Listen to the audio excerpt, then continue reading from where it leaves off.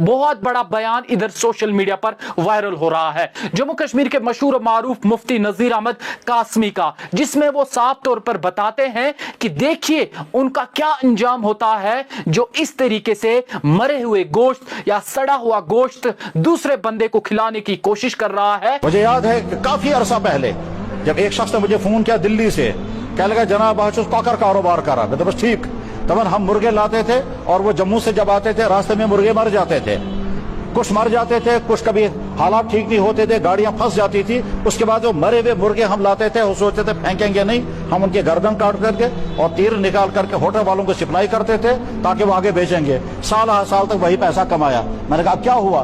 क्या लगे इस वक्त मैं दिल्ली में हूँ, एक ही मेरा बेटा है और उसका बोन कैंसर हो गया है। फिर कहता था वहां दुआ करो अल्लाह ताला इसको शिफा अता फरमाए, बोन कैंसर या ब्लड कैंसर, अब याद भी नहीं रहा।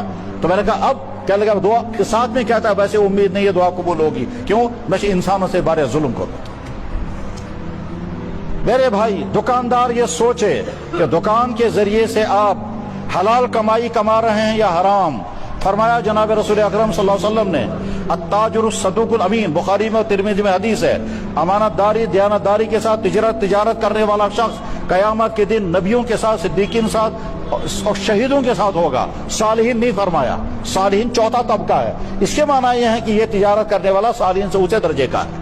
अब की बार सवाल हलाल और हराम का है, अब की बार सवाल इंसानियत का है, अब की बार सवाल आपकी सेहत का है, अब की बार सवाल आपके बच्चों के मुस्तकबिल का है। सवाल अब की बार यह है कि क्या हॉस्पिटलों में भीड़ कम करनी है? अगर आपको भीड़ कम करनी है, हॉस्पिटलों में अपने सेहत का ख्याल रखना है, महज आपको हलाल ग़िज़ा खाना है, तो आपको अब की बार बाइकॉट ही बाइकॉट करना पड़ेगा, क्योंकि जिस गोश्त ने आपको एक जिंदा लाश बना दी है और उस गोश्त का अब की बार पर्दाफाश हो चुका है।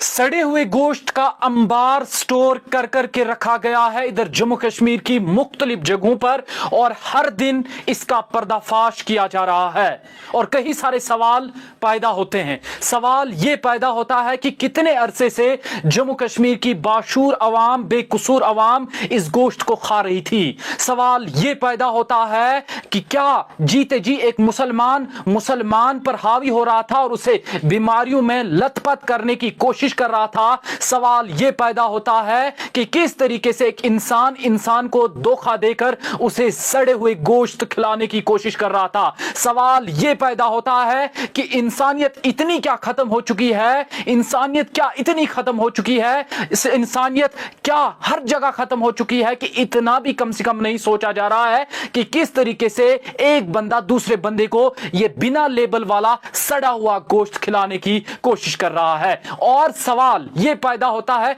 कि क्या कुछ दिन यह मामला सुर्खियों में रहने के बाद दब जाएगा? क्या जम्मू कश्मीर की आवाम फिर से कुछ वक्त तक इस मामले पर चर्चा करने के बाद, सुर्खियां बटोरने के बाद, अपने अपने कमेंट्स रखने के बाद, इस बाहर के गोश्त को बाइकाट करने के बाद इस मामले को भूल जाएगी? बिल्कुल ऐसा ही लग रहा है कि शायद इस दफा फिर कुछ दिन यह मामला सुर्खियां पकड़ने के बाद यह मामला दब जाएगा और जिस चीज की जम्मू कश्मीर की आवाम को आदत हो चुकी है वो फिर से उस आदत से इज्तिनाब नहीं करेंगे, क्योंकि हम लोग इतने मार्केट पर डिपेंडेंट हो चुके हैं, हम इस मार्केट के इतने आदी हो चुके हैं, हम एक चीज तक अपने हाथों से बना नहीं सकते। जो हमारी रिवायत थी वो हम बिल्कुल भूल चुके हैं। अब कहते हैं ना कि चादर गंदरा चादर पेश। इस बीच मुफ्ती नासरुल इस्लाम की जानिब से भी बयान निकल के सामने आया कि तब तक यह हलाल और हराम का मसला है, अब की बार यह इंसानियत का मामला है,